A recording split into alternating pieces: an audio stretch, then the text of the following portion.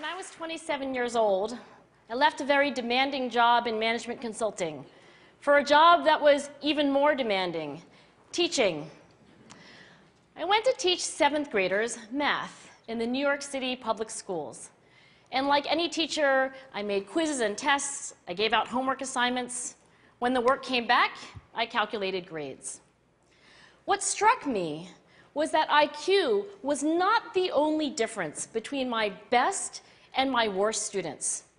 Some of my strongest performers did not have stratospheric IQ scores.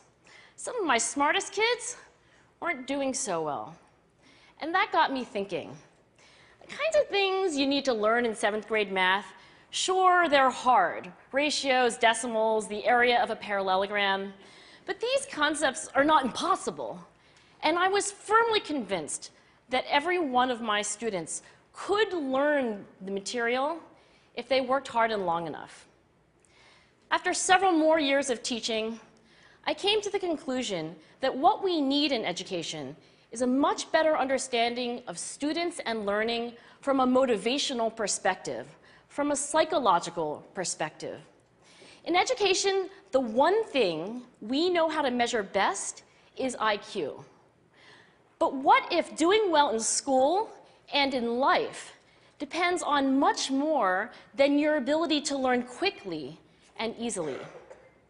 So I left the classroom and I went to graduate school to become a psychologist. I started studying kids and adults in all kinds of super challenging settings. And in every study, my question was, who is successful here and why? My research team and I went to West Point Military Academy.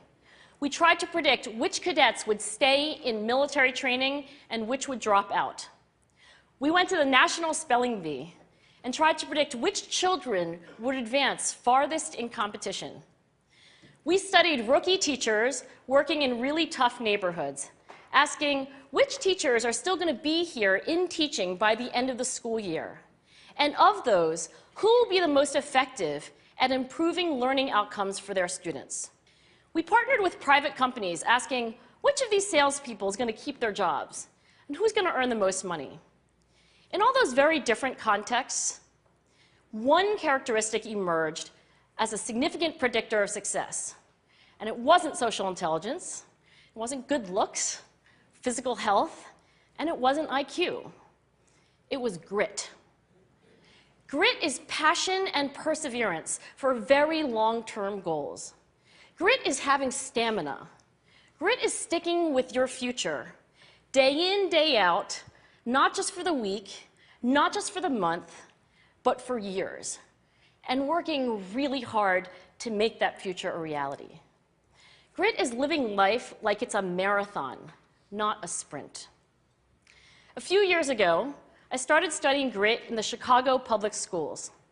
I asked thousands of high school juniors to take grit questionnaires, and then waited around more than a year to see who would graduate. Turns out that grittier kids were significantly more likely to graduate, even when I matched them on every characteristic I could measure, things like family income, standardized achievement test scores, even how safe kids felt when they were at school. So it's not just at West Point or the National Spelling Bee that grit matters, it's also in school, especially for kids at risk for dropping out. To me, the most shocking thing about grit is how little we know, how little science knows about building it. Every day, parents and teachers ask me, how do I build grit in kids? What do I do to teach kids a solid work ethic? How do I keep them motivated for the long run? The honest answer is, I don't know. What I do know is that talent doesn't make you gritty. Our data show very clearly that there are many talented individuals who simply do not follow through on their commitments.